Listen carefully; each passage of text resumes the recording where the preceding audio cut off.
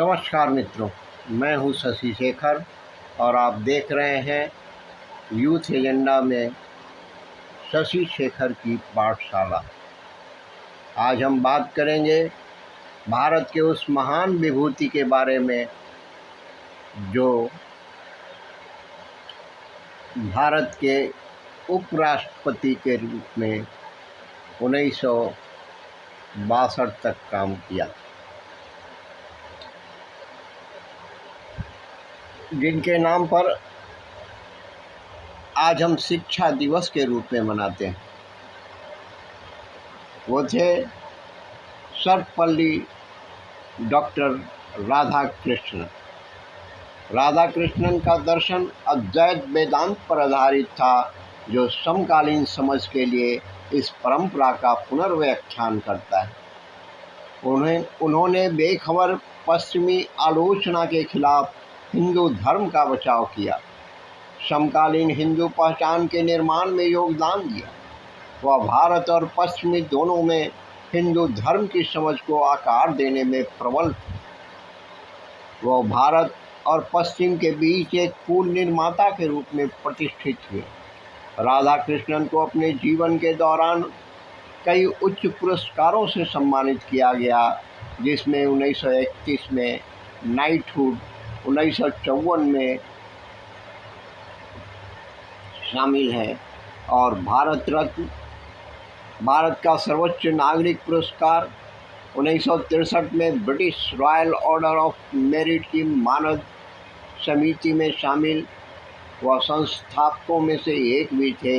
HelpAge India Bharat में एक गैर सैन्य संगठन है। राधाकृष्णन का मानना था कि शिक्षकों को देश में सर्वश्रेष्ठ दिमाग वाला होना चाहिए।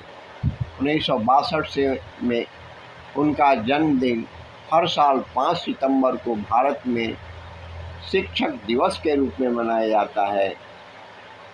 राधाकृष्णन का जन्म सर्वपल्ली राधाकृष्णन के रूप में सर्वपल्ली वीरास्वामी और सीथम्मा के एक तेलुगु भाषी परिवार में हुआ था।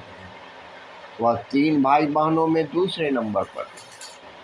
पूर्व मद्रास प्रेसिडेंसी अब केलावल्लूर जिले में, उत्तरी आरकोट जिले के तिरुत्तनी में उनका क्षेत्र आंध्र प्रदेश के नेल्लोर जिले के सरपल्ली गांव से है।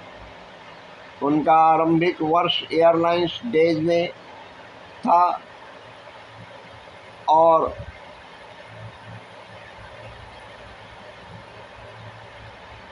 तिरुपति उनके पिता एक स्थानीय जमींदार की सेवा में एक राजस्व अधिकारी थे। उनकी प्राथमिक शिक्षा तिरुत्तानी केवी हाई स्कूल में हुई।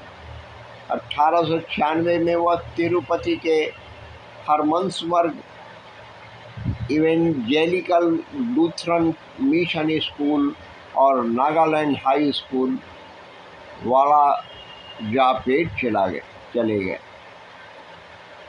राधाकृष्णन को उनके पूरे आध्यात्मिक जीवन में छात्रवृत्ति से सम्मानित किया गया।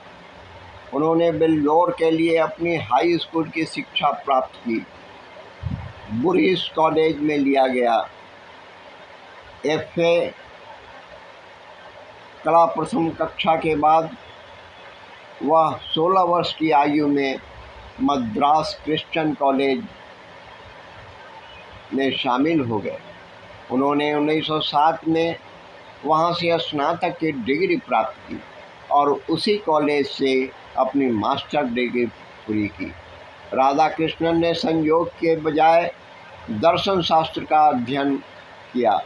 आर्थिक रूप से उसी छात्र के गुणधर्म जब कॉलेज से स्नातक करने वाले एक चचेरे भाई ने अपने धर्म शास्त्र की प्रतिष्ठा राधाकृष्णन को निर्धारित की, तो इससे उनके पाठ्यक्रम का स्वतः निर्णय हो गया।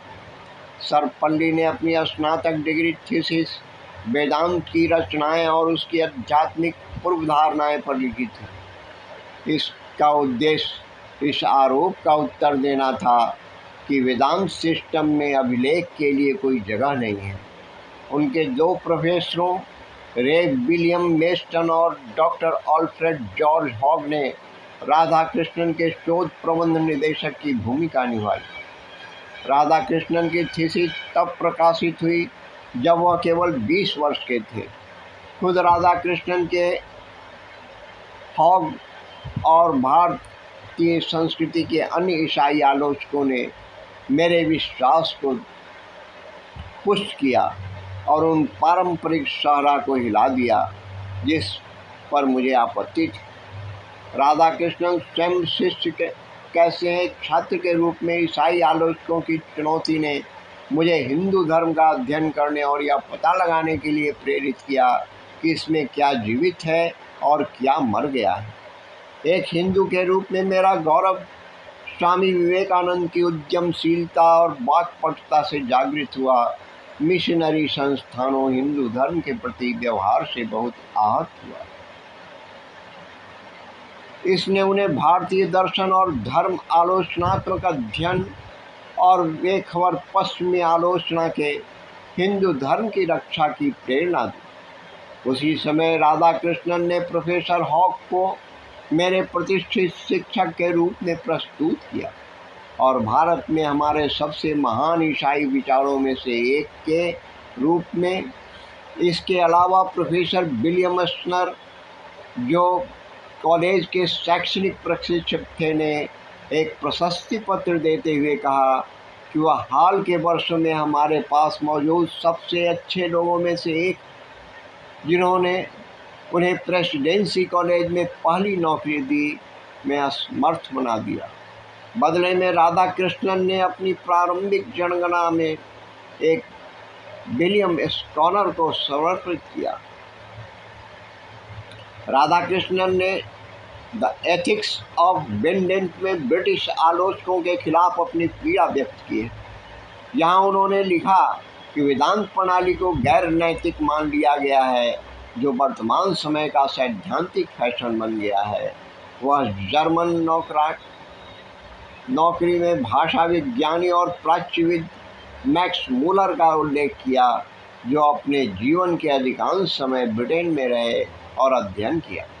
जैसा कि कहा गया है कि वेदांत दर्शन ने अभिलेखों के महत्वपूर्ण क्षेत्रों की अनदेखी नहीं की है, बल्कि इसके विपरीत हमने अभिलेखों की शुरुआत मध्य में अभिलेखों और अंत में अभिलेखों में की है।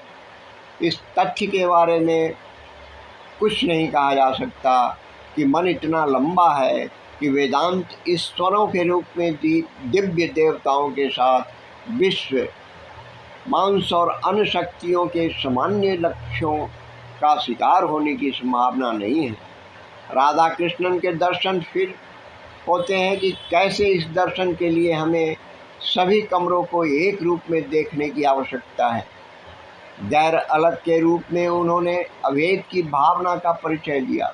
उन्होंने कहा कि नैतिकता में व्यक्ति को अभेद या गैर अंतर भावना के विकास का आदेश दिया गया है। इस प्रकार उन्होंने उल्लेख किया कि यह कैसे स्वाभाविक रूप से प्रेम और भाईचारे की ओर ले जाता है।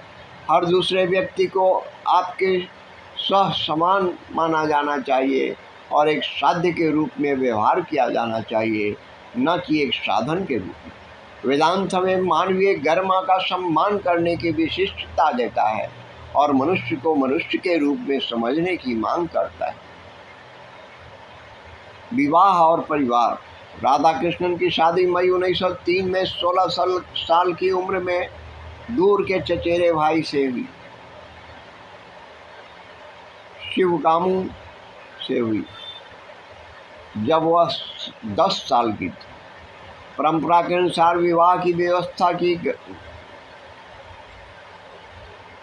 गई। परिवार द्वारा पद्मावती, रुक्मणी, सुशीला, सुंदरी और शकुंतला नाम की 5 बेटियां भी हुई। उनकी सर्पल्ली गोपाल एक बेटे के रूप में हुए, जिन्हें एक प्रसिद्ध इतिहासकार के रूप में अपनी छवि बनाई। राधा कृष्णन के परिवार के कई गुट, जिनमें उनके पोते और परपोते भी शामिल हैं। दुनिया भर में शिक्षा, सार्वजनिक नीति, चिकित्सा, कानून, वित्त, व्यवसाय, प्रकाशन एवं अन्य क्षेत्रों में व्यापक पहचान बनाए हुए हैं। पूर्व भारतीय वीडियो क्रिकेटर वीवीएस लक्ष्मण उनके परपोते हैं। 26 नवंबर 1956 को शिवा कामू की मृत्यु हो गई। उनकी शादी को लगभग 53 साल हो गए थे। अप्रैल 1909 में राधा कृष्णन को मद्रास प्रेसिडेंसी कॉलेज दर्शन शास्त्र विभाग में नियुक्त किया गया। इसके बाद 1918 में उन्हें मैसूर विश्वविद्यालय दर्शन शास्त्र के प्रोफेसर के रूप में चुना गया, जहां उन्होंने मैसूर के महाराजा कॉलेज में पढ़ाई की। उस समय तक उन्होंने the quest, journal of philosophy और इंटरनेशनल जर्नल ऑफ एथिक्स जैसे प्रतिष्ठित फिल्मों के लिए कई लेख लिखे थे। उन्होंने अपनी पहली पुस्तक the philosophy of Rabindranath Tagore भी पूरी की। उनका मानना था कि टैगोर का दर्शन भारतीय भावना की वास्तविक अभिव्यक्ति है।